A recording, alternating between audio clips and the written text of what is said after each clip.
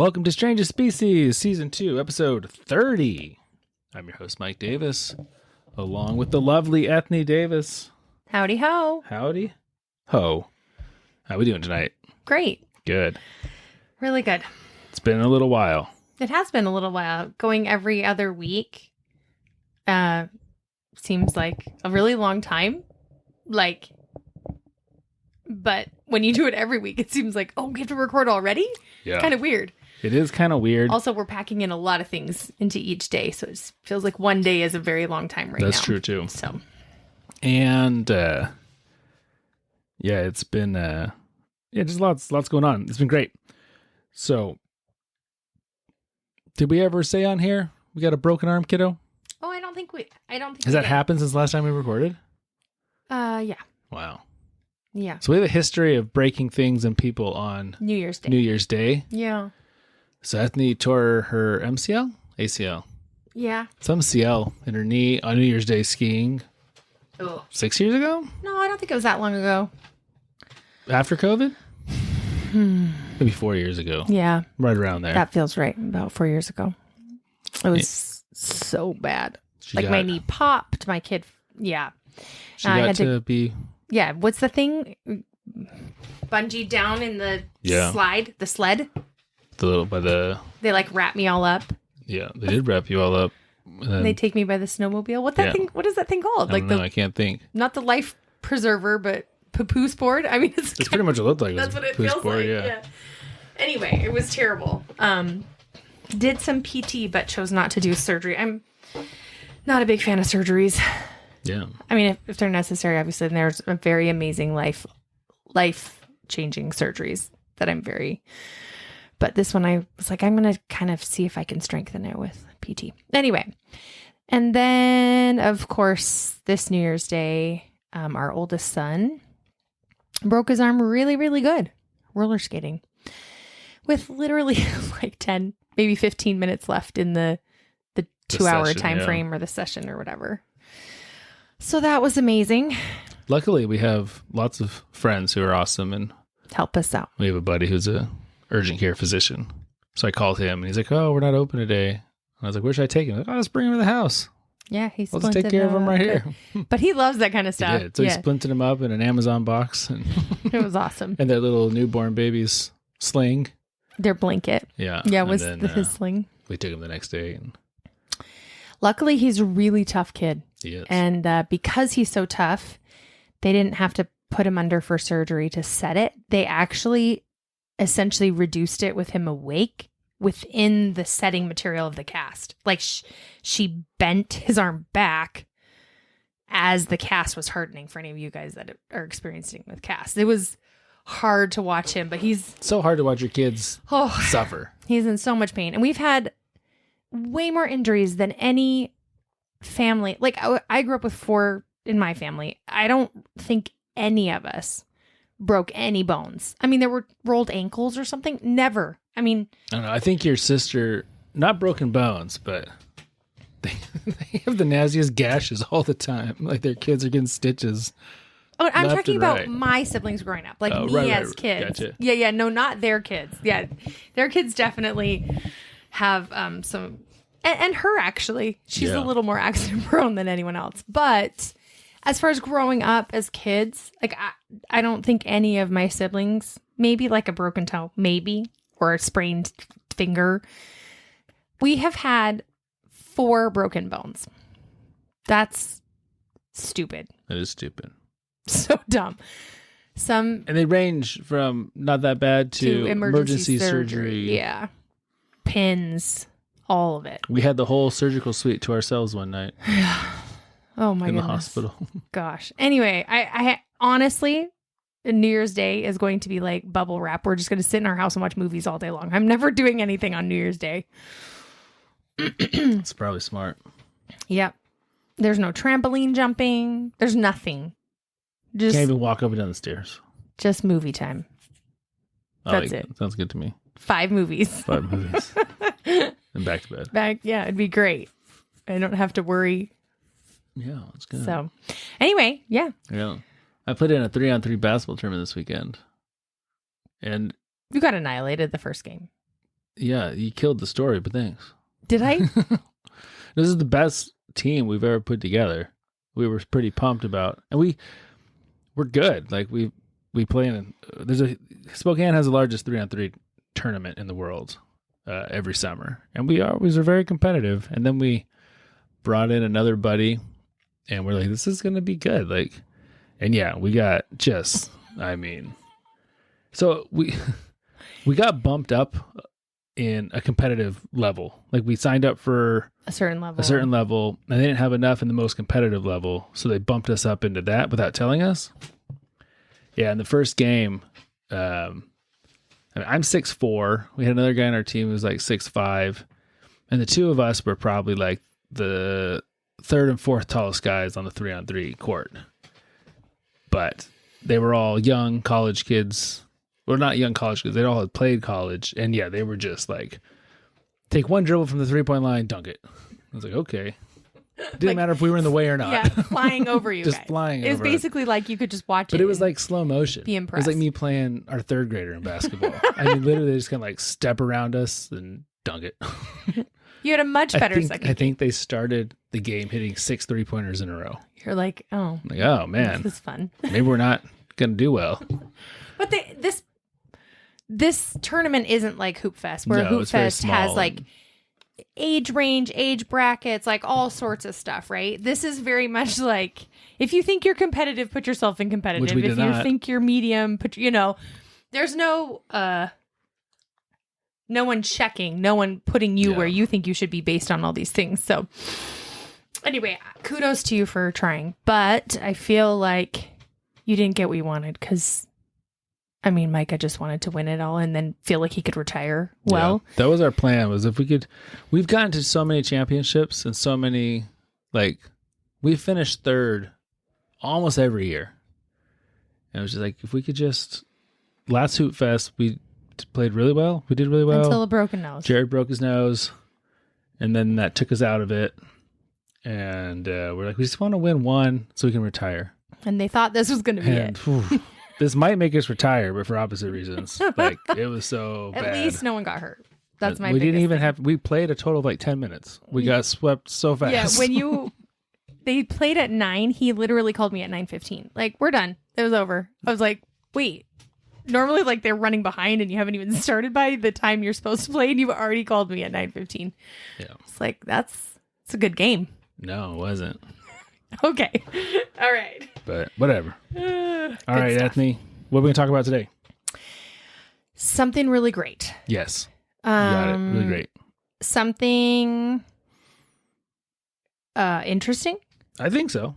Hopefully someone else does. I have a feeling that it has to do with supernatural. The supernatural. Supernatural. I forgot what we're going to talk about. Let's think here. Supernatural. Nope, no supernatural. Oh, well, I have no idea. Okay. I don't even have a clue. So this is the longest script I've ever written Oh, yeah. for an episode. Okay. And it took me the longest To compile? to compile. Oh, really? I hope I can do it justice.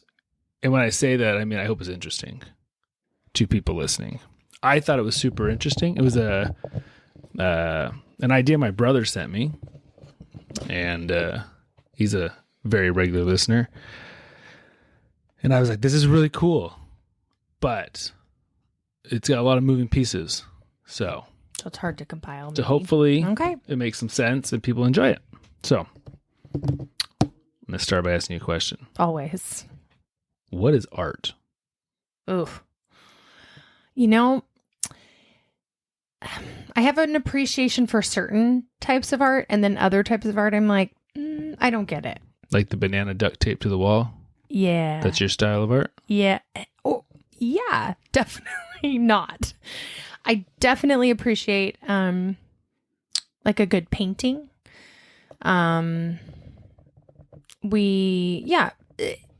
Certain sculptures and certain some of them I get. A lot of stuff, like when we go to the museum in Cleveland, I'm like, I really don't think I get a lot of this. And some people are just It is interesting when very you're like, moved and inspired. And here's a Picasso. And then 10 feet away, here's a napkin with some doodles on it that aren't by a famous person. You know, it's... And you're just like, I think I'm missing something. I'm not cultured enough. So, I mean, that's my vibe on art. But art is, they're so encompassing, right? Like so many aspects of art. And I'm not talking about like theater art at all. Like that is a totally different element. It's the creating of something like, I don't know. I get some of it and I totally don't get others. Yeah. I think the point of art is to invoke feelings. Right. But sometimes these feelings that I feel like more people are invoked by, I'm kind of like, well, you like are, the question marks above my head. yeah. Kind of So like, it invokes feelings of confusion for you. Sure. Okay. And me. Yeah. There was something like clunks of, it just looks like recycled. I don't know. It was like a statue. Was it outside of a Cleveland thing or is this in, the kids are playing on it. I have pictures. Maybe it was at the Pacific Science Center. I don't know. No. Anyway, all the time I'd be like, what is this? I don't know what this is. And you're always like, I have no idea. Like, do not ask me. I'm not even very on like cultured. Boise State campus, I think there were some that I'm like, I don't know. How does this, over by the bike racks in between that little area, there was something weird. I'm like, how does this brighten this space or inspire Cleveland definitely you? had some super weird public art. Yeah. We're just like, okay. Yeah. So I kind of feel like invested. a lot of it I could do. Like I look at it, I'm like, I mean, if someone said, take these and make something funky, I feel like I could do it. Yeah. But I think I don't want to be rude. Like I don't want to sound like ignorant or rude. Yeah, I could not paint the Mona Lisa. Oh, no. But I could glue like a bunch of scrap metal together into a hunk. And then... And say this is an expression of modern capitalism. Yeah. And I could do some of it. Some of it I'm like, oh, that is amazing. Yeah. So that's my feelings on art. I like it. So how do musicians create art? Well, that's where it's different, right? I think it's a whole different element. I mean, music, notes, arrangements of notes in the same, but it's still the same classic song that with a different arrangement. I mean, that is literally mesmerizing to me. And I don't know enough about music to really understand all that. But I do recognize like there's definitely more emotion for me in music. And like it resonates more with me, I guess. Yeah. Than a lot of art. I would agree. I love music. You do love music, probably even more so for you, So how do artists, they feel it, they just feel it. They create this amazing thing. Right. So would you agree with me when I say that most artists or most musicians, the music is the art? Yeah. Yeah, I would say so. They're putting their heart and soul and feelings into this music, and then it's expressed to you. You interpret that however you want to interpret it, but it's the music itself that you're... Sure. So what if there was a band who was... they were musicians, but the music wasn't their art. It was just a vehicle to express other art. Like the Blue Man Group? Kind of like the Blue Man Group, sure. That's what I'm picturing. They have like drums and a beat, but they're also doing this weird theater art and like sort of telling a story. And they do, making a giant mess and like almost creating, sometimes they bring out and they're creating art. Is that what you mean? Went to a private showing with the Blue Man Group. Oh, you make us sound so hoity-toity. Well, it was the day before we had a private concert by Sting. Oh, wow. Okay. We are so fancy. But the same day as the private show by Frank Caliendo, I don't remember who was comedian? the magician. Yeah, he was a comedian. Then we had another the magician was so good. They were all so good. They were so good. And it was kind of fun to have a private event for us. It was. We're going to leave it at that because we're not that fancy. Yeah. But they did ruin a guy in our group's shoes. Yeah, which I'm sure they reimbursed him, but that was kind of... I don't think they reimbursed him. But they made a giant piece of art out of him, and then they did mail it to him for him. Like that was...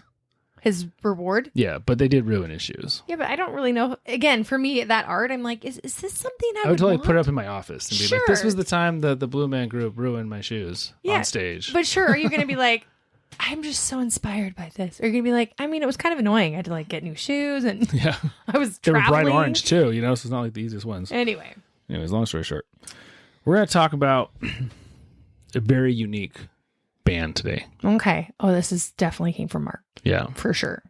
And is it Depeche Mode? No, but same time frame. Okay. I do want to give a quick shout out to the YouTube channel Trash Theory. Okay.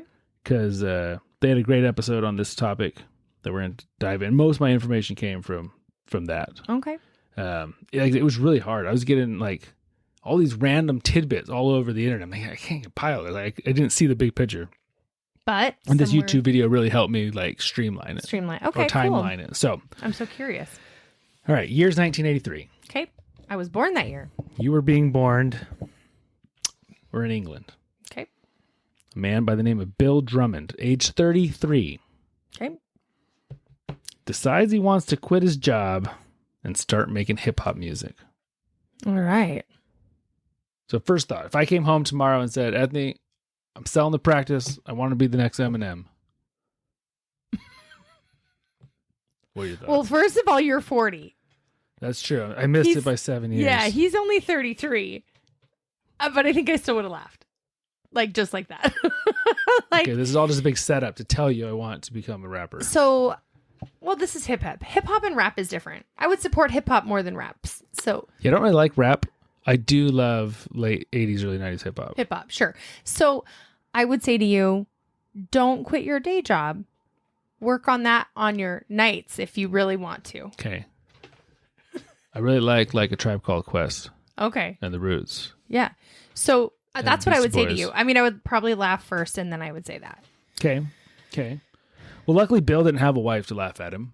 That's why Bill can do this. Yeah. He was single. Mm-hmm. And Bill wasn't an accountant or anything like that. He actually was in the music industry. Oh. He actually worked for a label finding and signing other artists. People. And he was a professional band manager.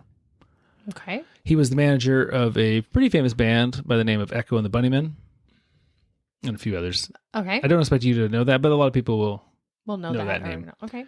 And he decided, you know what? I really don't want to be a manager for these bands anymore. And he really had fallen in love with music like the Beastie Boys. And he's like, I just want to make that. Perfect. I'm a white guy from Scotland. I think I'll be a rapper. I love it. Hip hop. You're saying it wrong. I'll be a hip hopper. Hip hopper. Hip hop anonymous. Hip hop anonymous. I'll be a hip hopper. So, but he didn't want to do it alone. Because who wants to be a Scottish hip hopper by yourself? I mean, nobody. You want a buddy. Yeah, you need a buddy. So he was the manager of a band by the name of Brilliant. Wait, is this Daft Punk? No. Okay. That'd be cool. Because isn't They're Daft from Punk France, only two I people? believe. Yeah.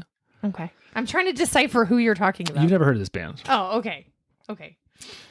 And so he calls up a buddy of his who is the guitar player for this band, Brilliant, who he's a manager of. And he says, hey, I want to become a hip hop artist. Will you join me? Not only will you join me, I want to start a group by the name of the Justified Ancients of Moo. That's the name of the band? Yeah. The Justified Ancients of Moo? Mm-hmm. Like Moomoo? No, MUMU. Of course. Yes. Yes. Like a moo that a lady wears? Most likely a lady. I bet some men could wear a moo. Well, okay, but like, is that how you spell? I don't know how you spell moo. Like Grandma Moo. Okay. It doesn't have to be a grandma. I like a good moo. But they're all from your grandma. They are all from my grandma, but I do like a good moo. Yeah. You do. You have like 9 of them. No, that's too many. Only 2. I can't even open our bathroom door. They all fall off every time I open Those the are door. robes. I have 2 moo and 2 robes. Well, you and then a hang them up fancy together. moo that Lene supported me in. I don't think fancy moo is a thing. Trendy moo. Yeah. Don't worry, I matched my grandma and we all matched. It was the sentimentality. I bought the diet cheeseburger. It's like, I don't know if it's a thing. Stop. Oh my gosh. But if you say so. Okay. So the justified ancients of Moo. Mm-hmm. Okay. So his buddy's name is Jimmy Cotty. Okay. From this point on, we're just calling Bill and Jimmy. Bill and Jimmy. We don't care about their last names. No, we do not. But I feel like as a band member, if someone wanted to invite me along, I feel like I'd want some input on the name. I mean, right there, I'd be like, yeah, it's true. You would think like, hey, Anthony, you want to form a band together? Yeah. And you'd be like, cool. And then we start jamming, and it's like, oh, we should be whatever. The LaCroix. Yeah. There's a can of LaCroix in front of me. The LaCroix. It's Peach plum. Beach plum. Oh, beach plum. It's Anthony's, not mine. Kind of like beach bum. Yeah, I got the play on words. Yeah. And it's got a peach on it, like a butt. No, it's a plum. Well, that's true. It's colored like a peach, though. It's not purple. Do you see the purple on the outside? Barely. Okay. This is ridiculous. So, but you're right. No, now there's a reason why he wanted to be the justified ancients of Moo. Okay. So this name came from a sci-fi book trilogy in the 70s, all about the Illuminati. Oh, I bet you Derek knows about this. Probably does. And the justified ancients of Moo were a group that infiltrated the Illuminati and planted seeds of chaos and destruction. Ooh, sounds... So he wants to do something chaotic and He wants to be an agent of chaos and destruction. Weird. Okay. And so he picked Jimmy, not just because Jimmy was his buddy and a guitar player, it's because Jimmy had a similar outlook on life as him. I figured he picked this guy. These guys they like to stir the pot. Let's say that. Okay. Yeah. And Are you going to play some songs for me? We're going to play lots of music today. Oh, perfect. If we're a real podcast with enough people that matter, we'd get in trouble. But we're not, so it's okay. No, you made me lose my spot. I'm sorry. Well, I was just going to say. No, it's okay. We're not the Joe Rogans. We're not Joe Rogan. That's too bad. No, that's okay. We'd have to do it all the time then. That's true. So, like I said, he was more of the kind of person he wanted. And they were friends, but it was like... He knew this was the right guy. Okay. So Jimmy had just finished making an album with his band Brilliant. That the record label has spent like a ton of money on trying to push, like a record label does. Like, you guys are going to sound like this and you're going to look like this. And this is your target audience. And they had tried to make this record mimicking other big hits at the time. But it never found any success. Like, it was a big flop, kind of. But while they were recording this record, Jimmy found that he hardly actually ever played the guitar. Wow. So he was kind of like, they were doing lots of this is the 80s, right? There's all sorts of synthesizing and all sorts of stuff. So he was kind of just sitting back watching how the record was made. Like, oh, they're doing all these things. And he found that the label used a ton of sampling in the work of this band. Now, do you know what sampling is? I was just going to say, I don't. So sampling... But funny enough, in yesterday's Parenthood episode I watched with Vienna, they literally talked about this. Oh, well, please explain. No, but he was just saying, like, this band, because Crosby was so annoyed with them. And, like, they want to do all this sampling and these things, blah, blah, blah. Like, I don't know what that is. But he said this and how he was so annoyed with them. So it's just funny that we're talking about that. Yeah. So you hear sampling all the time in music. It's when you take a section of one song and you reuse it in a different song. Oh, okay. So, for example, here is Diana Ross's I'm Coming Out. Oh. And then Big Daddy. Yeah. Or Puff Daddy. So, I mean, everyone knows this song. But if you're of our generation, you know this song for a very different reason. Notorious B.I.G.? Yeah. So did she use this? So this is Diana Ross. This is her song. But is this her riff, or did she sample this from someone else? This is the real song. She's the original. First time. Okay. Yeah.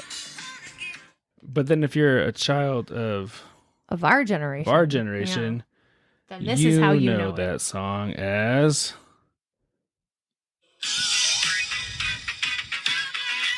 Both are great, I will say. I loved this song. Like, I listened to this song on repeat over and over forever. I bet you did. I did. Yeah. We're going to start with a little Mace here. See, now you can't really listen to this song because P. Diddy's like, in jail for all sorts of not cool things. That's true. And Notorious is dead, but Mace is a pastor, so that's why we listened to his verse there for a second. Is that why? Yeah. Oh, gosh. They all went very different directions. Yeah. Yeah. Yeah, they did. So that's sampling. Okay. Now, to sample, you must pay the other artist to use their work. Even if they're not alive? Like you have to... Well, you'd have to pay the estate then. Or the unless it's label like... or... Right. Whoever owns the rights to those songs. Interesting. Now, the artist who writes the song doesn't always have the rights to their songs. Right. And it gets all sorts of convoluted stuff. But yeah, you'd have to pay whoever has the rights to it. So essentially, you're assuming that Puff Daddy and Mace and stuff, they went to Diana Ross Foundation or whatever. Right. And paid them a certain I assume amount. Diana Ross was still alive at this time. Well, sure. She might still be alive for right now, all I know. But yeah, I don't.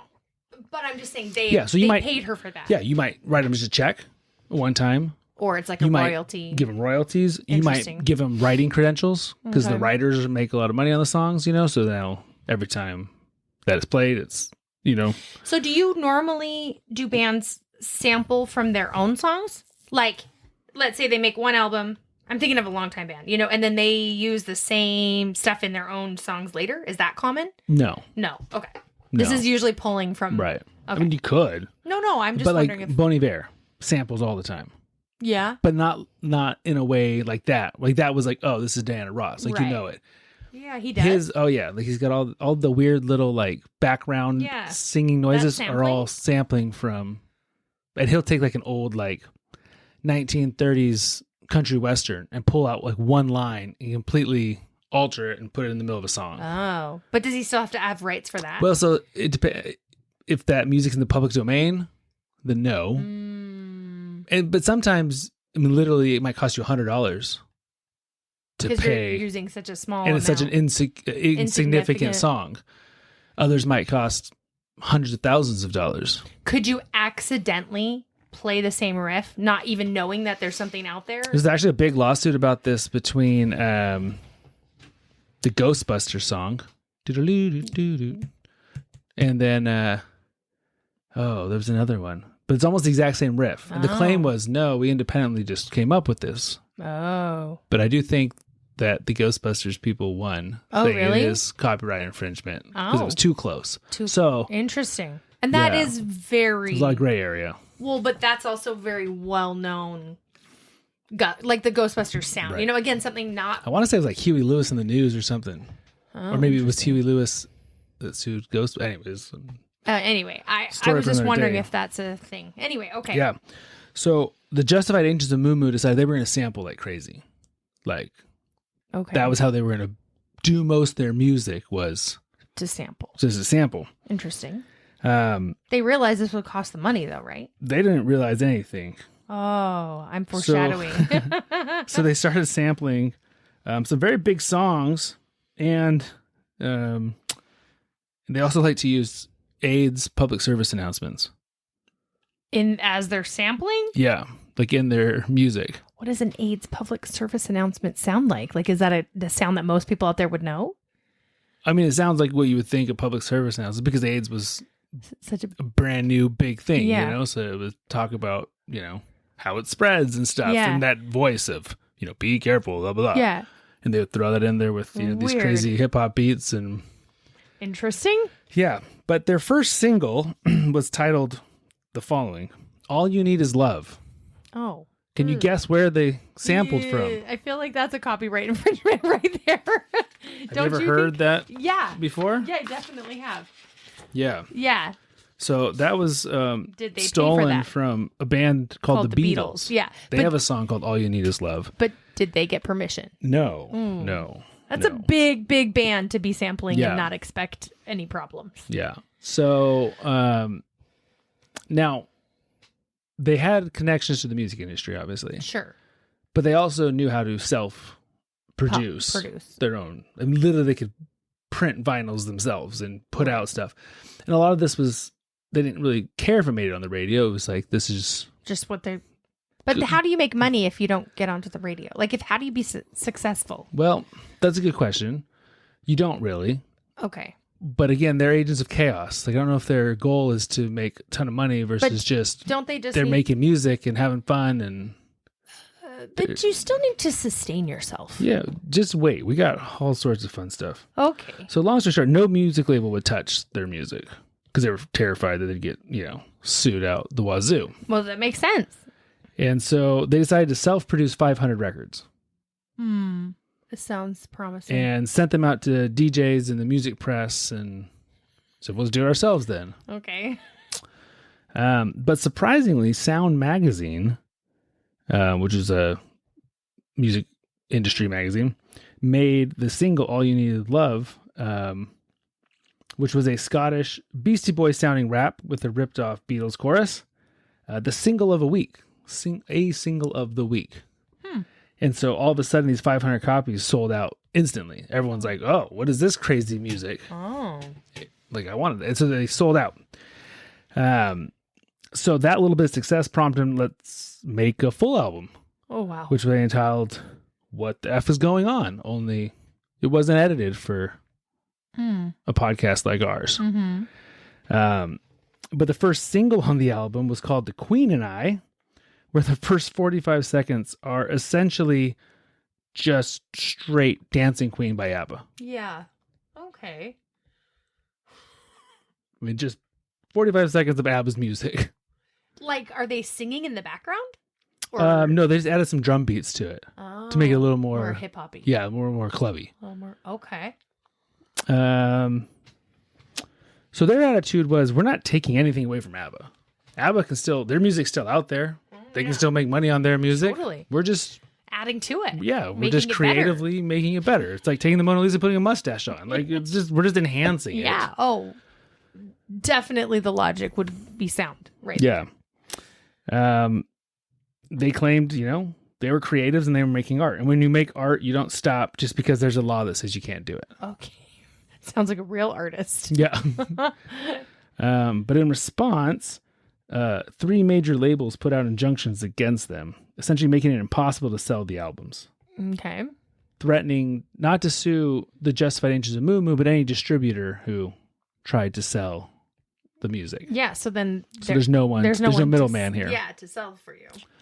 So, essentially, it made it impossible. So, what do you do if you're the Justified Ancients of Moo Moo? What do you do? Teach your music out. Start doing concerts, of course. Concerts would be good. Play live. I have no idea. Well, Bill and Jimmy decide, you know what we're going to do? We're going to take a ferry and we're going to go to Sweden. And we're just going to talk to ABBA face to face and sort this out. Yeah. So Vienna's friend's birthday's coming up. And she wants to have Nick from the Jonas Brothers as her birthday present. That might be tricky. So she just says, okay, yeah, I'll call him up. And he'll be there. Perfect. Perfect present. This just sounds like the same logic. Oh, totally. Yeah. Yeah. We're just going to go talk to ABBA. I mean, it can't be that hard to find. You just show up and be like, hey, you know where ABBA lives? Yeah. They're just going to let you in. Yeah. Yeah, totally. So they get on a boat. They really do. And they go to Sweden. Yeah. And I wonder how this goes. Well, they can't find ABBA. Shocking. Yeah. And I mean, did they have an address in ABBA? I have no idea. In Sweden? If they thought Sweden had 10 people or... There's a sign. ABBA. They probably were like, we'll just go to IKEA.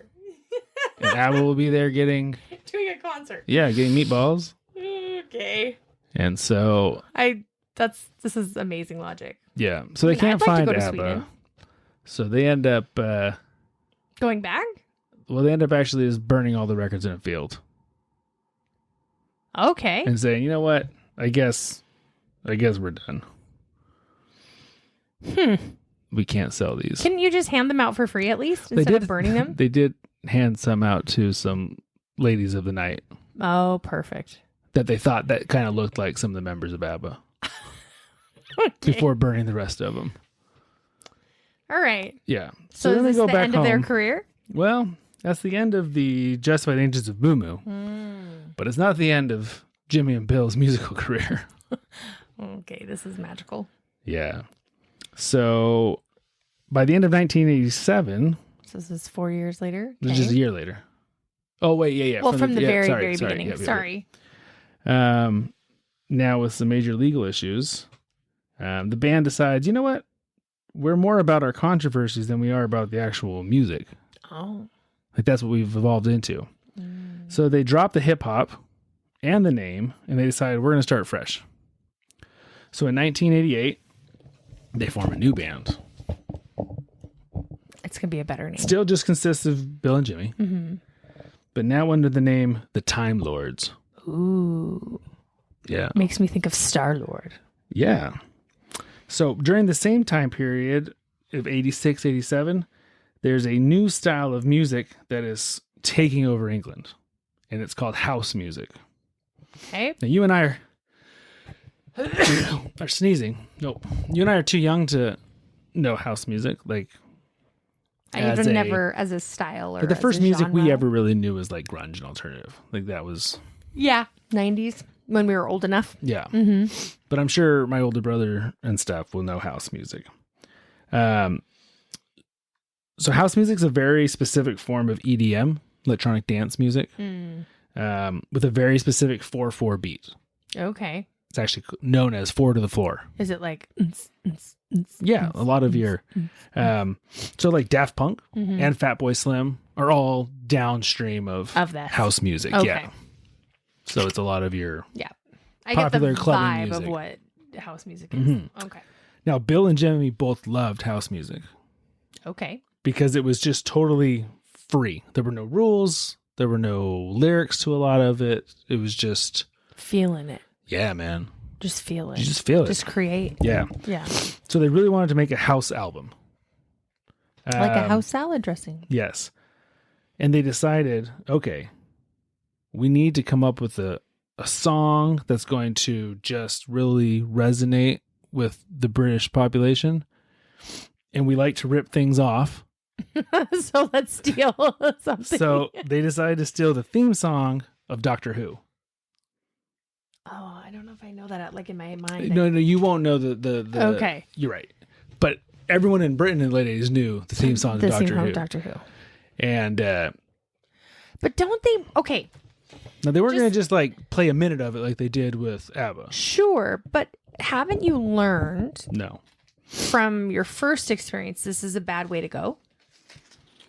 Apparently not. Okay. Well, they have learned some things because you're going to see here in a minute. Okay. So there's a problem with the Doctor Who soundtrack Okay. or theme song. Okay. And it was already kind of electronic. Like it was actually kind of revolutionary when they made it because it was kind of like woo-y. Okay. But the problem was it's not in a 4/4 time. And to make house music has to be in a 4/4 time. Okay. And so they couldn't use the theme song. And so they sampled some other stuff. They changed some drum lines. But they did chant Doctor Who during the chorus. Okay. Now, I was singing this song the other day because it's very catchy. And you're like, what is it? And I told you. You'll find out in a little while. Oh. I don't Do know if I you remember? No. So I do not remember. I'm going to this. play you some of this. I should have made a playlist of, oh, look at this. Spotify already knows what I want to do. So it's called Doctor Who? It's called Doctrine the TARDIS. Doctor and the... Doctrine the TARDIS. Now I'm going to start this song at about 30 seconds, and you're going to hear the Time Lords. Okay. So there's the 4/4 beat. You got some sirens. That is a sample that they ripped off.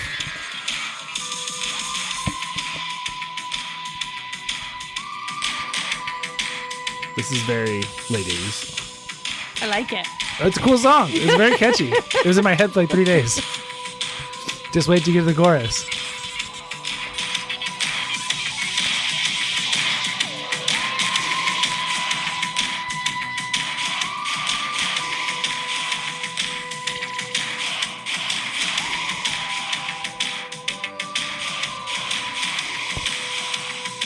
I'm gonna sing along.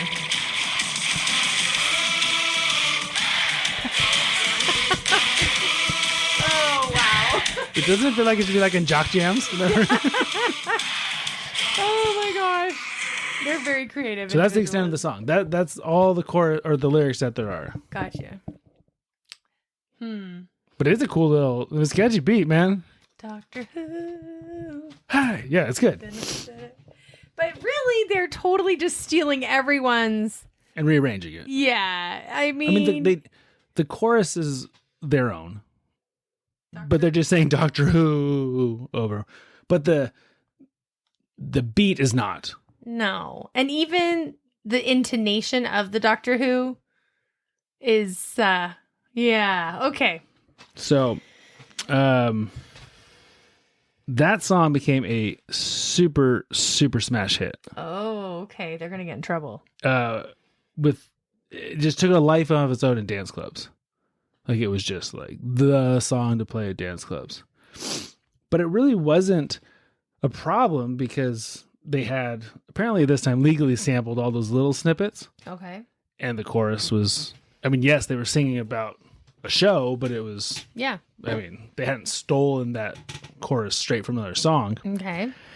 So the guys release this under the name the Time Lords, but they did something a bit unusual because they're agents of chaos and they don't want to do anything like they're supposed to do, right? So instead of fronting the band themselves, they took Jimmy's car, which was a 1968 Ford police cruiser, and they made that the front man of the band. So like in interviews, it was literally a car that would like light up and talk, kind of like what was that old show with David Hasselhoff? Yeah, and the talking car, kind of like that. Not Kirby, but no. Why can't I think what his name is? Anyways, so the car's name was Ford Time Lord because it was a Ford police car. Ford Time Lord. It's pretty clever. And the car would literally do like interviews and. How is the car responding? Like, how are they? Yeah, I don't know. Are they inside with the windows? Well, covered? I think Jimmy was always outside, like next to it, kind of like almost like the handler. But this is so weird. Yeah, and so great. Yeah, and but the so car weird. would like claim that he wrote the song and it was his idea. And oh, well, cool. Yeah, it was pretty cool. But unfortunately, the music media rejected Ford Time Lord because cars can't really be. But all of England was obsessed with Doctor and the TARDIS, and it went literally number one. That's hilarious. Yeah, it was the number one hit song in England. And this was a huge deal since the Time Lords didn't belong to a record label because no one ever wanted to touch them. And so they had put out all this music themselves. So what do you do when you are an agent of chaos and you've made literally the number one song in England? What's your next move? Shouldn't you get paid lots of money? You should get paid lots of money. How do you get paid money? Well, the car still got paid. Like people bought the records and they actually went on a million TV shows and played it. And the two of them are dressed up like crazy top hats. And okay. I don't know what you do. You make another song and steal more ideas and rearrange them and try and get another number one. But they decided to scrap the band entirely and move on to their next project. These people seem a little all over the place. Yeah. Yeah. Like roll with that it. was fun. Let's do something else. All right. Which I kind of appreciate. I mean, yeah. Okay. But I mean, if you've got the momentum, you should keep the momentum. I mean, if your plan in life is to be a pop star, then yeah. A hip but hopper. If your goal in life is to just create chaos and you get joy out of messing up beautiful things, then I guess your next move is to mess up the thing you've created. Okay. So what do they do now? So, side note, I don't know how much battery I have on our recording device. Okay. If it dies, I'll put new batteries in, and this will come out as part 1 and part 2. But if there's a part 2, you'll know why here soon. I don't think it will, but okay. It just went down to 1 bar, but I think it'll be fine. Okay. So they, I love this. One thing I never said about it is, guess how long it took them to write Doctor in the TARDIS? A day. 3 days. 3 days. 3 days. Okay. Like they put a lot of work into it. Oh. Like sitting around in their living room. Yeah. Putting it together. Drinking lots. Yeah. Yeah. And so they're like, we spent 3 days goofing around. We made a number one hit and tons of money. Okay. So they decided their next project would be to write a manual called The Manual, How to Have a Number One Hit the Easy Way. Okay. And they literally wrote a book called How to Write a Hit. These are the following rules that were in the manual. Mm-hmm. It was a literal step-by-step guide to writing a number one hit. This is ridiculous. Rule 1. It has to have a dance groove that runs through the entirety of the song. Okay. Rule 2. It can't be longer than 3 minutes and 30 seconds, though 3 minutes and 20 seconds is preferable. This is because if they're any longer, then the radio DJ will either fade out or start talking over the ending chorus, which is a very important part of the song. Rule 3. It must consist of an intro, a verse, a chorus, a second verse, a second chorus, breakdown section, back into a double-length chorus, and an outro. And 4. Lyrics. You need some, but not very many. And that's how you write a hit song. Perfect. Yeah. Did they sell it to a lot of people? I don't know how many people bought it, but it definitely was in the Camelots and the music stores of the world. Oh, that's amazing. I feel like we need that for our next white elephant party. That would be good. I actually tried buying one of their albums that we're going to talk about here in a little while, and you'll know why, and we'll get back to it later. But after that, they decided, okay, new project. We tried hip hop. We kicked butt in house music. We wrote a manual. What do we want to do next? So they had made a good amount of money, so they bought a bunch of equipment, and they set up a studio in an abandoned house that Jimmy was squatting in. So they're making enough money that he can squat a house? Well, it takes no money to squat in a house. That was very sarcastic. So they set up their studio in just this abandoned house that he's just... Sure, I understand this, but why doesn't Jimmy have a house if they have a number one hit? Agent Chaos, man. Doesn't want a house. I don't want any of our children to get any ideas from this. I don't know what you're talking about. Oh my gosh. Okay. And so that place would be the studio for whatever the next project was going to be. And they named it Trans Central. Here's the problem. When you're squatting in someone else's house, anything you put in that house is technically not subject to being removed. So you buy all this equipment and then you put it in this place that is not yours. Doesn't mean it's going to be there the next time you come back. Yeah, I don't think these guys care in the slightest. Those are so weird. Yeah. All right, keep going. Are we doing good so far? I mean, following the story? I'm following. Staying engaged? Yeah. Yeah. I'm just kind of, they're getting under my skin a little bit. These are not your kind of people. Yeah, they're bugging me Bethany's a little bit. very I just think ordered in. No, but I mean, why is the question? Yeah. Okay, keep going. So in one day, well, not in one day, well, in one day, but on day one in Trans Central, and from now on, they always put on their songs on this stuff live from Trans Central. Oh, wow. Yeah. Sounds so fancy. It does sound fancy. They write a song called What Time Is Love, which we're going to listen to a little bit of. Okay. Because that's amazing. It's fun. What time is love? Mm-hmm. I'm only imagining. Actually, I'm going to fast forward a little bit.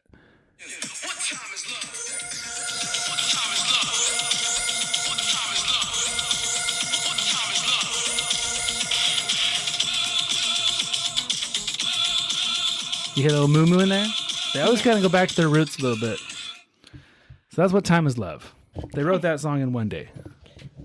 That's not shocking, because all they say is "What time is love" over and over, and moo moo. Moo, moo. So yeah, I feel like I could do this again. when it You haven't made a number one hit single doing this. No, but I feel like if I really push came to shove, I needed to try to write one of these kinds of songs. I feel like I could do it. Well, you should try it. I'd love to see. So the new idea for the duo was to make 5 singles, 1 a week for 5 weeks. Okay.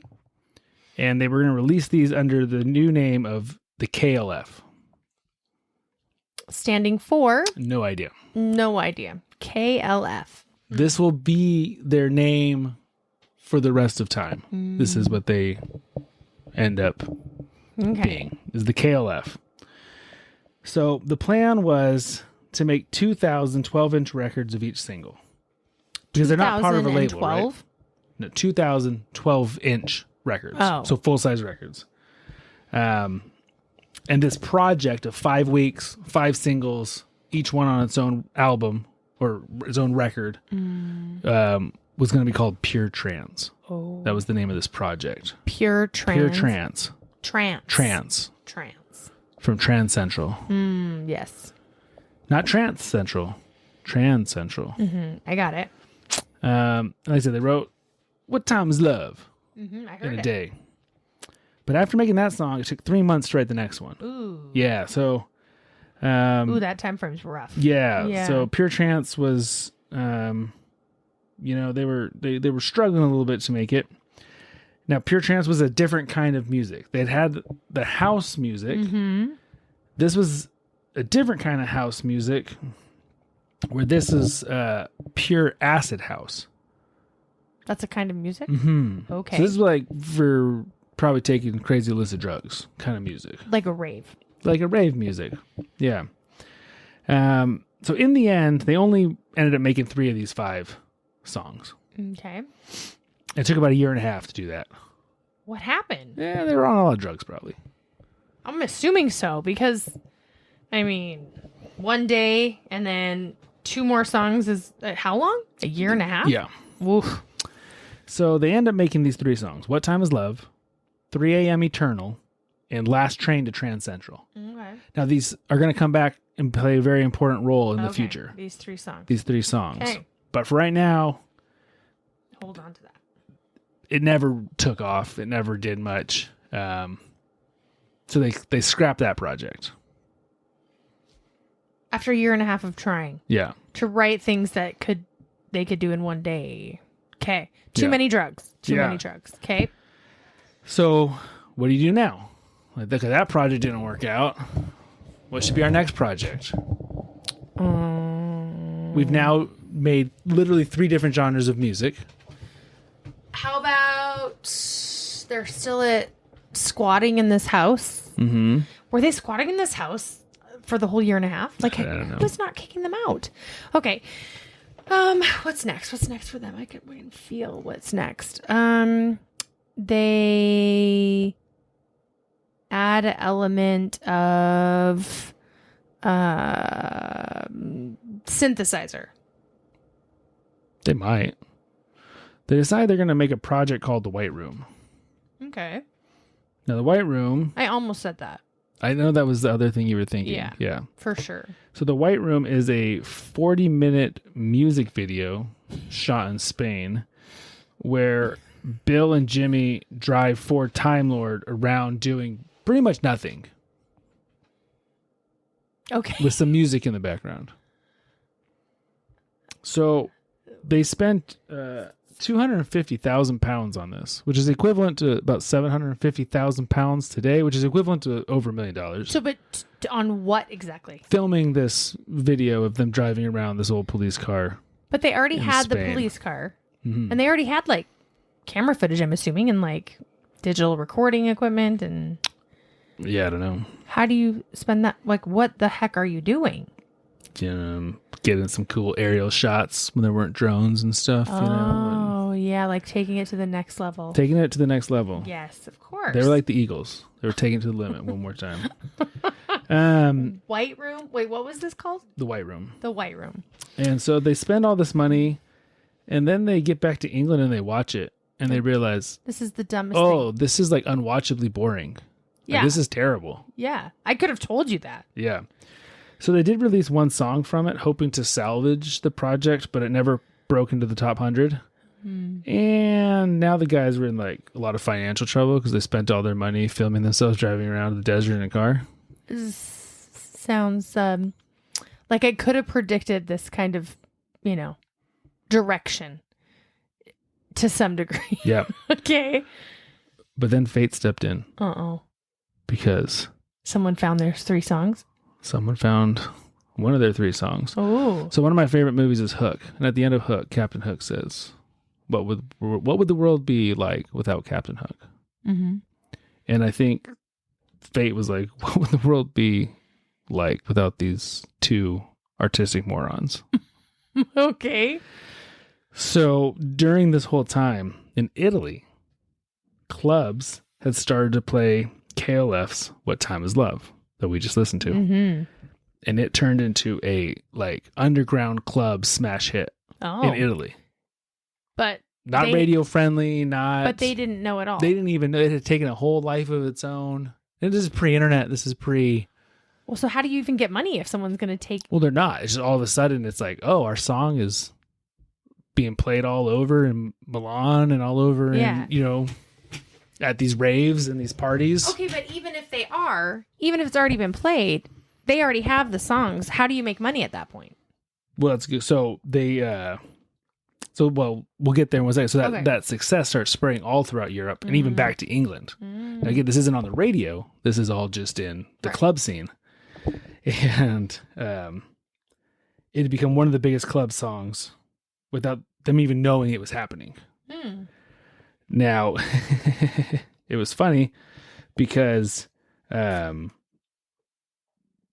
talk about how they'd never even been in a club. And then all of a sudden now they were going and like they would perform at the clubs and they would show up at all these clubs and I have no idea what they're doing. Yeah. I feel like I forgot to write something. Oh. That's okay. That's where they're at. So okay. So they're now popular again and they're popular again. They're making money, but not like the same kind of money because it's not radio friendly. It's not mainstream. It's not mainstream. Mm-hmm. And so then 1990 rolls around. Okay. And they say, it's time to transition again. Oh my gosh. And so they release a full album under the name KLF called Chill Out. This is the album I wanted to buy. Oh. It is a full ambient house album. Ambient house. I don't know. So this was a brand new genre of music. Literally, they pioneered this genre of music. I believe Chill Out was the first ever full ambient house record. And ambient house is a down tempo that was specifically developed for chill out rooms that were part of UK's dance club scene. Mm-hmm. Essentially, it was music to listen to while you were like coming off your drugs. Oh, it was like, I still listen to a lot of this kind of music today.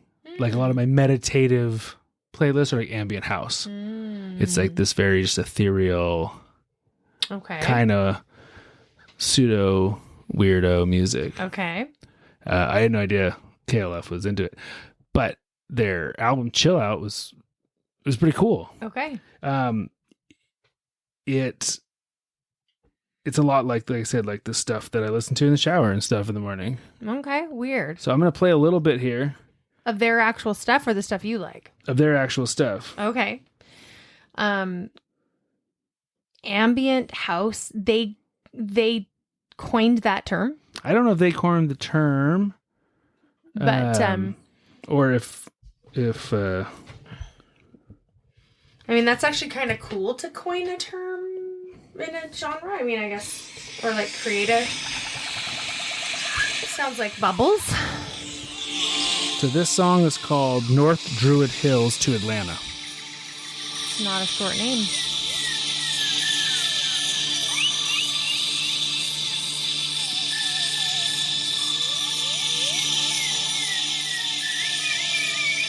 This is the kind of stuff Ethne hears while she's half asleep in the morning and I'm in the shower.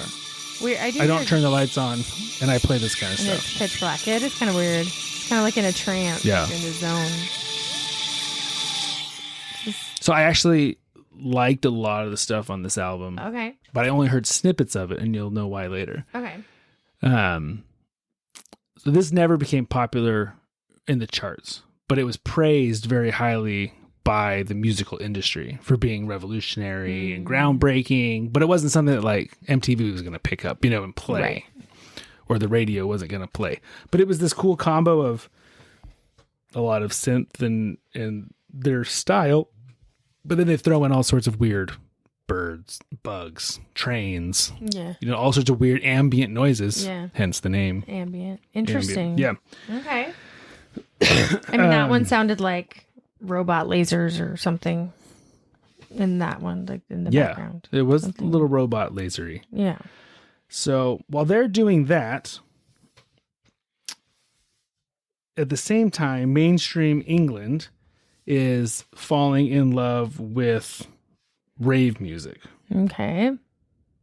That is what is becoming The thing. right. Mm-hmm. And this is kind of a big thing because before you had like radio friendly music, and then you had like the dance scene underground music. And this is the first time that those two worlds are coming together.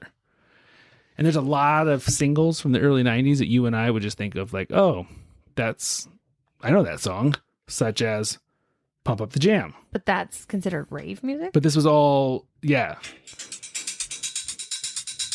Really? Oh, I love That this. then became popular. Like, Oh, I love this. there'd probably be like 50 of these songs you would know that you'd be like, Oh. this isn't KLF, but this is the kind of music that was.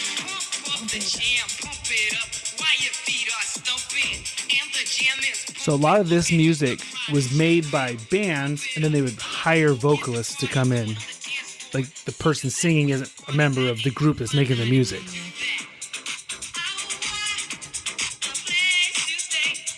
Oh, this brings me back. So after having their ambient chill phase, all of a sudden this became Popular. this is called Stadium House. And it was popular, and it was like the go-to music. And so suddenly it was like all this music they've been playing for years is now radio friendly, chart toppers. Right. And so KLF decides, hey, we should make another hit. We know how to do that. We wrote a manual. We wrote a manual. And this is like right up our alley. Totally. So let's get away from this slow Ambient, stuff. Yeah. And jump back in.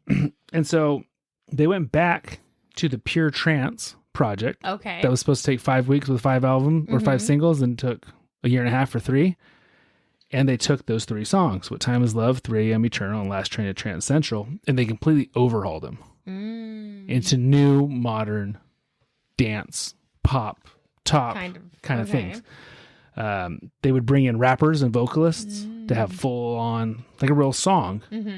Adding all sorts of new drops and beats and cutting them down to radio friendly times. And so What Time Was Love was the first one they released, and it ended up topping out at number 5. Wow. Like it really was big. But 3 AM Eternal, the second one they released, broke through all the way, becoming number 1. Oh. So they're number 1 again, back at the top of the charts. Wow. Not only in England, but also in Denmark, Finland, and the US Dance Billboard. Whoa. Interesting. Yeah. Okay. And then Last Train to Trans Central did just as well. Oh, So wow. now KLF is like The bomb. the band of bands in England with these 3 songs that they wrote as acid house, Yeah. underground music, Wow. and they just revamped them Yeah. because they're like, we can do that. Are these guys still alive? Yeah. Huh. Yeah. Interesting. Now KLF were still their own label, Okay. so they're still running all of it themselves.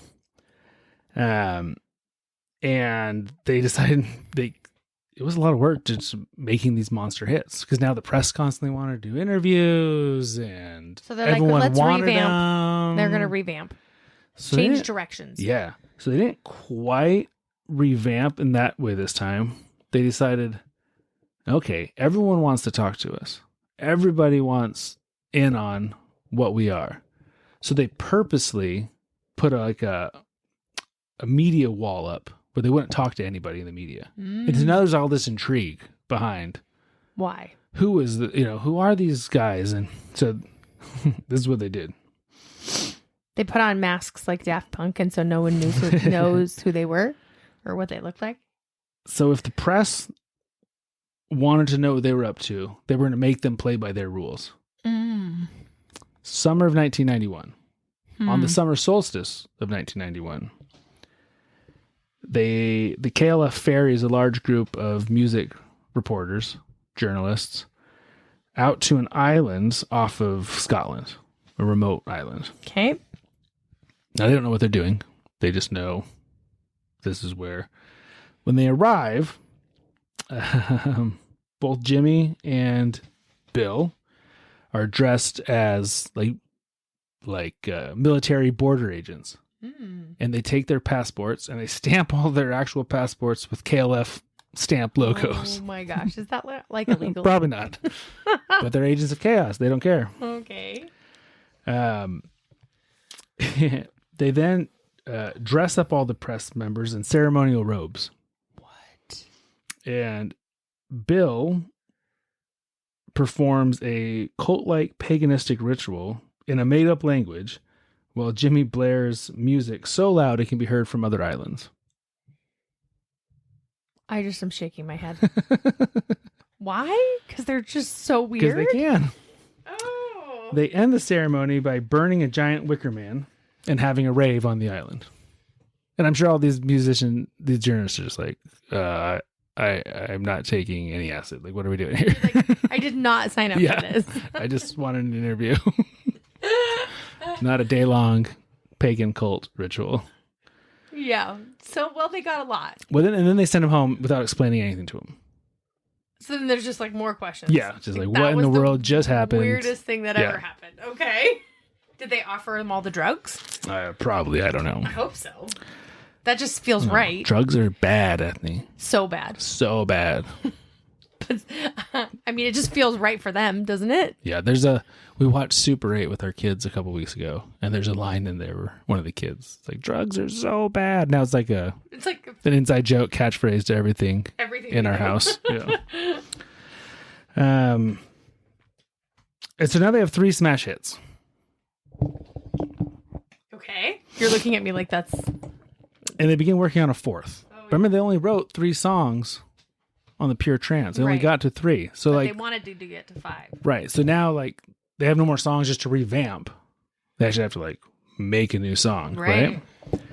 And they needed it to be amazing. So good. Yeah. Yeah. So Jimmy knew exactly what they needed. And what they needed was Tammy Wynette for vocals. And instantly Bill agreed. Now, Tammy Wynette, you probably don't know what that name is, but you definitely know who she is. She sang the smash hit, Stand By Your Man. You know the song, right? Mm-hmm, I don't want to sing it. I think you should sing it, though. I think the listeners would love for you to be singing it. I know I would love for you to sing it. Yeah. Stand By Your Man. I feel like I can hear it, but I don't know if I have the right. This is who they wanted for their smash hit. Sometimes it's hard to be a woman. Why? Well, Jimmy really liked steel guitar, and he actually really liked country music. Okay. But it's weird to think, we need a smash dance hit. This is the lady we need right here. Yeah, they have a vision I don't have, but well, I'm sure you're not a musical genius. Yeah, they are. I'm just waiting for the chorus here. I just need to do more drugs. I think I have different inspirations. Yeah, drugs are so bad. Oh, come on. That was supposed to be the chorus there. So you think I know this song? Oh, you definitely know this song. Every person in the world knows this song. Just gotta wait till the chorus.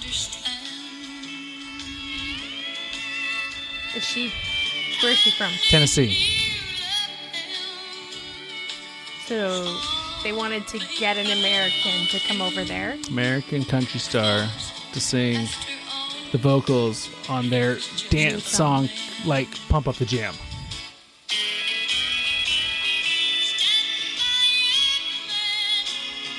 Yeah, everyone knows the song. Okay. So that's who they wanted to come and sing their song. And Bill was like, yep, that's who we need. So now they have some clout because they're the biggest band. Yeah, they're KLF. So they call up Tammy and she agrees to do it. Now it's funny because I listened to an interview and she's like, I have no idea why they wanted me. But she agreed. Yeah. So the song that they wrote is called Justified and Ancient. So does Tammy know, like, what they're going to do with her vocals? Yeah. Okay. They explain it to her. Okay. So they write this song called Justified and Ancient, where they got from Justified Ancient Right. Moo-moos, right? Yeah. So they're going back to their roots. And again. they're explaining to her Moo Land and all this stuff. And yes. so this is a bit of her singing Justified and Ancient. Okay.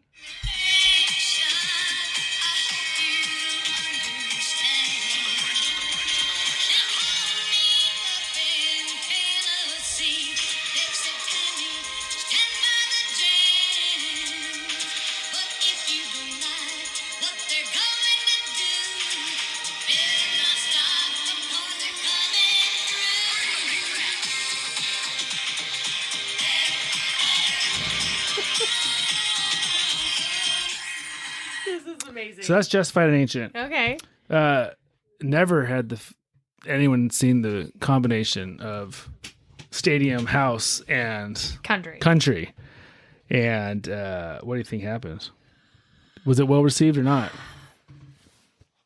I'm going to say yes, just because so far everything that's so weird that's happened to them has been like somehow they got really big and I still can't figure it out, but I'm going to say yes. It exploded to like the number one of all number ones. Yeah. I figured as much. Yeah. And here's a funny story about how little they actually knew what they were doing.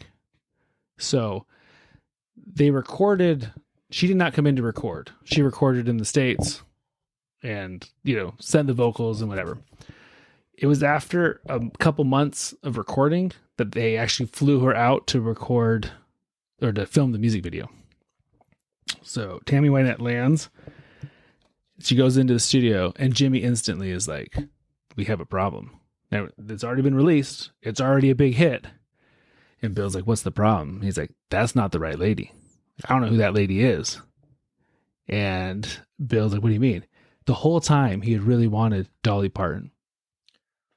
Oh. He didn't even know who the country star was.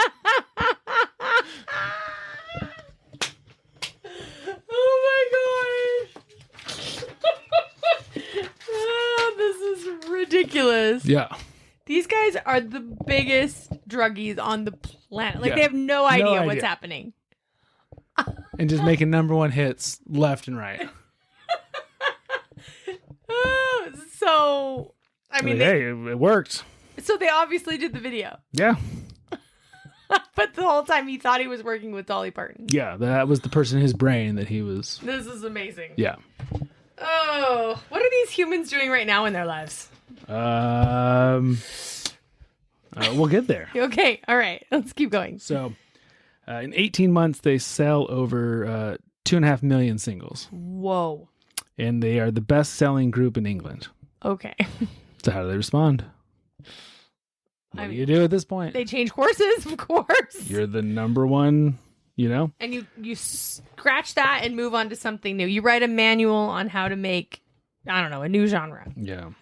I don't know if they hated being that popular, but they definitely loved destroying things that were going well. Yeah. Yeah. Just for the fun of doing it. I guess so. So the fact that the mainstream had embraced them so fully, I don't think sat well with them. They didn't like that. They wanted to be. Like, no, we're the guys that you wouldn't sell because we ripped everyone off. Right. Like, you can't now. We want to ruffle your feathers. Yeah. Okay. And so in 1992, being the largest band in England, they were invited to be the opening performers at the Brit Awards. Okay. Which is equivalent to like the Grammys. Right. So they agreed to play. Oh gosh, I'm scared. How do you think it went? They probably did something dumb and it went terrible or something. So they wanted to shock the audience so bad that they would never be invited back again. That was their goal. Oh, man. And so, I don't even want to know. What are some good ways to do that? Like, what do you, if you were going to do something that? terribly inappropriate. Like what? I don't know. Wear socks on your dongs. That's Red Hot Chili Peppers thing. I know, but maybe in England it's not a good thing. Punch somebody on stage. So the band had offend people with like the I said, lyrics. They had all of their songs. They had brought in vocalists, different vocalists to sing. All these songs, and so they were supposed to play 3 a.m. Eternal, which was their first of these big hits. That's what they were going to play. Asked to do. Mm-hmm. So the first thing they decided to do was, rather than playing their version of it, they were going to team up with a super hardcore screamo punk band and have them come in and play it with them. Okay. And so they teamed up with a group by the name of Extreme Noise Terror. I'm going to play you a little bit of Extreme Noise Terror. Ooh, I'm going to hate it. This is a song called We the Helpless. So you've heard how KLF sounds. Yeah. So this is the group they decided to come play live with them.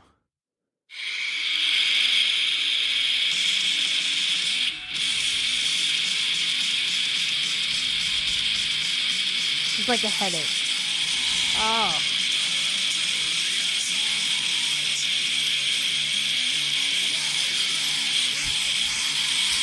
All right, that's enough.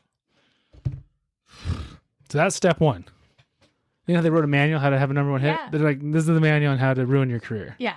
How to never get asked to perform anything. Right. Okay. So that was with it first. So you can see how this is going to sound a little bit different than their version. Just a little bit. And so they... Alrighty. I've never played you their version of 3 a.m. Eternal. So this is... Like with this screamo band?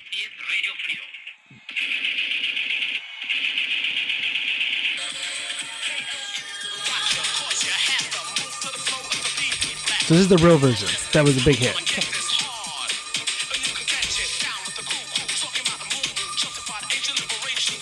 Justified Agent.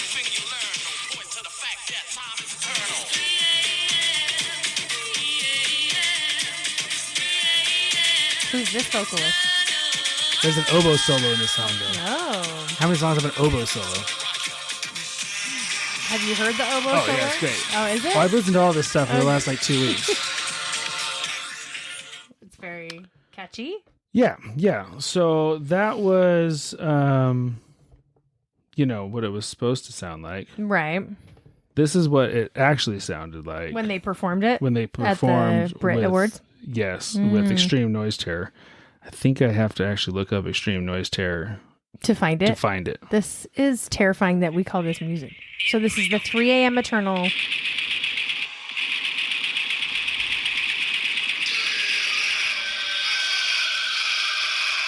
This is terrifying. Oh. This is the opening act. This is not the same song at all. Oh, it's the same song, I think. Everyone's probably looking around at each other like in the audience like I'm sure that's exactly what they were looking like, this is not the song. I don't even know what this is.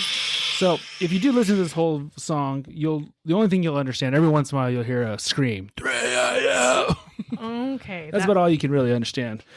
That's terrible. Yeah, a little terrible. Did they get in trouble? Well, that was step one. That wasn't the whole. Oh. That was just. There's more. Yeah. Oh, gosh. Next, KLF wanted to throw several gallons of pig's blood and a severed dead sheep into the crowd during the performance. Because that would really, not make people happy, probably. They're literally crazy. Yeah. Okay. But luckily, Extreme Noise Terror is a violent vegetarian band that actually attacks butcher shops and stuff. So they weren't cool with that. Oh, well, good. And so they compromised and they didn't do that. But they had already killed the sheep. They were ready for I don't know if they killed the sheep. Maybe they just bought a dead sheep at a butcher's, whatever. Sure. So that was off limits. So what they did do was at the end of the song, Bill pulled out a machine gun and shot blanks into the crowd. Oh my goodness. Yeah. Did security I don't know. I I can't. mean, you can watch it on video. Like literally pulls out a machine gun and starts unloading the blanks into the crowd. And then there's this big explosion of fire or pyro, and then the curtain comes down. And so it's like there's not even reaction time. Yeah. Really. But then the loudspeaker announces KLF has now left the music business. And they literally, from that moment forth, left the music business. They are so dumb. Now we want to hear the best part of it? I don't even know if I do. The people loved it. Well, I don't know if they loved it or not, but later that day, they won Best Band. Are you kidding me? Yeah. Like in the award ceremony? Yeah. It's like after Will Smith slapped Chris Rock and then won Best Actor. Oh my God. But they weren't there. They were gone. Right. And so they actually sent a bicycle messenger boy in to accept the up. reward. Yeah. And then later at the after party, they dropped the dead sheep off at the doors of the after party with a sign that says, tied around it, that says, I died for you. The KLF. They are next level. Next level. Agents of Chaos, man. I don't. They give me weird vibes. Yeah. Okay. Um. So they've left the music business now. So now what are they going to be doing? Well, so they left. They actually ended up taking their award and they went and buried it at Stonehenge. Wow. And then it apparently didn't bury it very deep because about a year later, a farmer found it and returned it and then went back and buried it much deeper.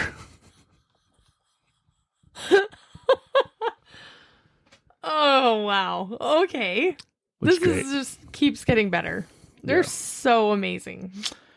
They also then said, hey, KLF's dead. And so they pulled their entire discography, all their work, Yeah. out of stores, out of everything. So you could not find their music Why? because they wanted the mystique of being, that's what they wanted their legacy to be, was the chaos, not the music. And that's why I really wanted to find Chill Out, the album, because it doesn't exist technically. And it was a cool album, man. Like all of the samples I heard of it on YouTube, I was like, this is cool stuff, man. There was a lot of slide guitar and like train sounds, and it was just like this cool ambient. But they pulled it all. Pulled it all. I found some records of it. But they were like $300. Whoa. To this day. Yeah. Like they never. Well, so in 2000 and we'll get there in a second. So Okay. they pulled all their music, Okay. but they weren't done being Okay. crazy. They were still agents of chaos at heart. Obviously. In 1994, Okay. they went back to the same Scottish island that they held Oh, their gosh. paganistic ritual. Mm-hmm. They found an old abandoned boathouse Okay. and they filmed themselves burning 1 million pounds in cash. I just literally want to wring their necks. Like, they could have done so much Could good have done a with lot that. of good with that. Like, a lot of good for other people. Like, if you don't want it and you don't think you need it, that's fine. But, like, help some people out. Why burn it? Yeah, because they're crazy. Oh, they really are. Yeah. Well, that's sad. And why did they film themselves? Because they Probably thought so they someone could would care? prove that they did it. I don't know. Oh, gosh. And that was the end of the KLF. Oh, well, that's sad. Yeah.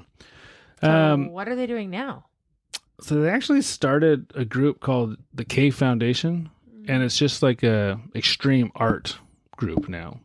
And they do things like burn $1 million. Like no, I mean they're probably in their 70s now. Mm-hmm. They've chilled out some, but they're still both alive. But it's really fascinating concept where in just a few years they went from nobodies to reinventing sampling, becoming acid house icons, creating an entire new genre of music, becoming the best band in Britain, and none of that mattered. You know, like that wasn't the point of any of it. Right. Where most musicians, almost all musicians, the music is the point of it, right? Like, They love it. yeah. Yeah. And for I mean, these you guys, the watch- music was just a goofy way To- to ruffle feathers. Yeah. But I mean, you watch Justin Vernon. I mean, he feels it. That's He- Bon Iver's Yeah. creator. Yeah, that's Bon Iver, the band. I mean, that's essentially who. Yeah, he writes all of Creates it. it all. Yeah. But he just feels it. Like he's Yeah. in it. He's like loving it. And a lot of artists like that. The part of them loving it resonates to their audience, Mhm. right? Yeah, that So it's kind of love amazing of your work comes through. that these guys. That's not what they had. They didn't have that vibe at all, but they still had this It kind of cult following. Yeah, so I like to write, you know. So the way I kept looking at it was like, if you wrote a book that was just, you poured your whole heart and soul into it and you had commercial success, you'd be very grateful. But for Christmas, I had AI write one of our kids a book. Like, if you wrote a book via AI and it became super successful, like, yeah, you'd have the benefits of the successful book, but you kind of did a cheat code, like a cheat method to get there, right? Like you didn't invest your blood, sweat, and tears into, Right. and they definitely did with a lot of their projects. You know, I mean, Some of them they did, yeah. they definitely did. But again, it was never, well, I guess maybe some of it was about the music, but it wasn't about the outcome of the music. Yeah. Which I think sometimes the outcome of the music for many, many musicians is what it invokes in their fans. Yeah. And so maybe not, but maybe they just love. I don't know. So It just seems the part that makes me the saddest.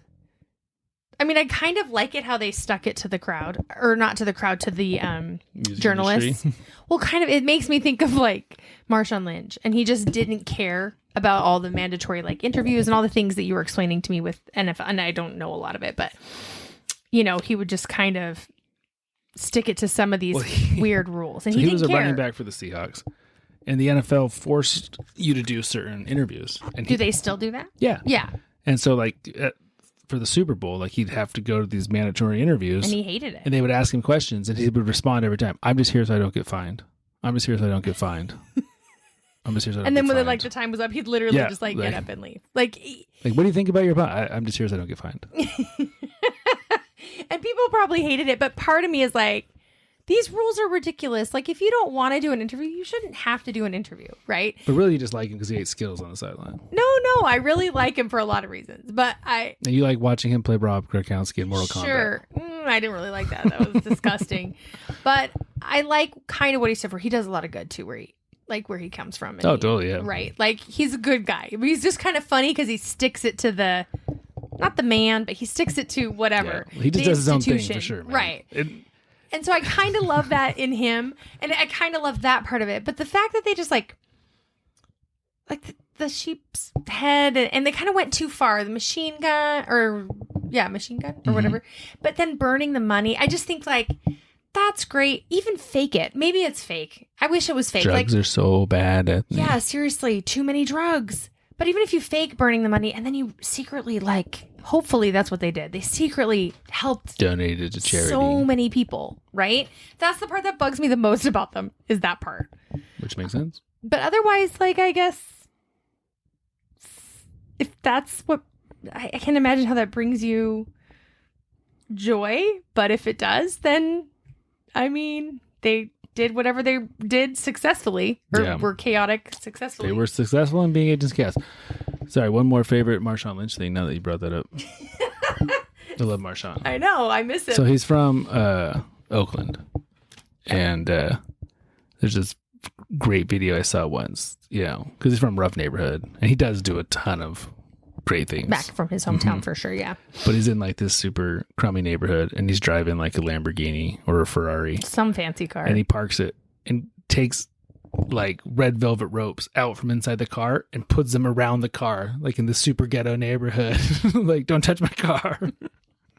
It's great. He's just a funny guy. He's He's just always been funny. He was very fun because obviously we're in Washington, and so there's the Seahawks, I guess, is your team, right?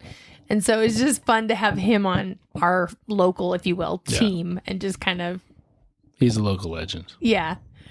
Beast mode. Beast mode. Yeah. It's just fun. So I kind of like how he sticks to the man. So that part about them just taking him out there and doing that weird thing and then sending him home without any answers. Like, I kind of like that part. Yeah. It kind of makes me laugh.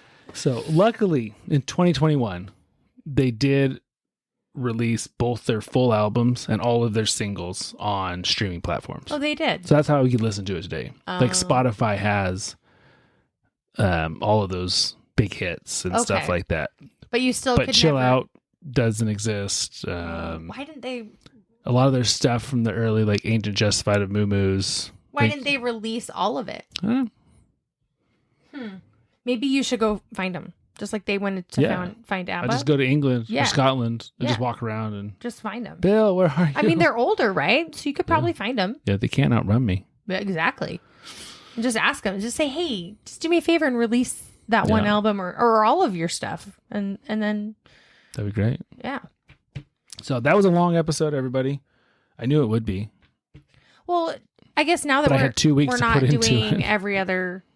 every week, it's okay. Maybe if they're a little bit longer, but I guess don't necessarily. They normally will be, but sometimes. This one was just so convoluted. It actually was quite confusing the first couple of times I went through it. Like to kind of streamline it. But it was very interesting. Very strange people, man. Bizarre. Yeah, but cool stuff. That's what. And now you'll have Doctor and the TARDIS in your head for like a week. Yeah. Doctor Who, hey, Doctor Who. Yeah, and you know the beat because they stole it from. I can't remember who, but yeah, the one you hear at every sporting event that's ever happened. That drum line. Yeah.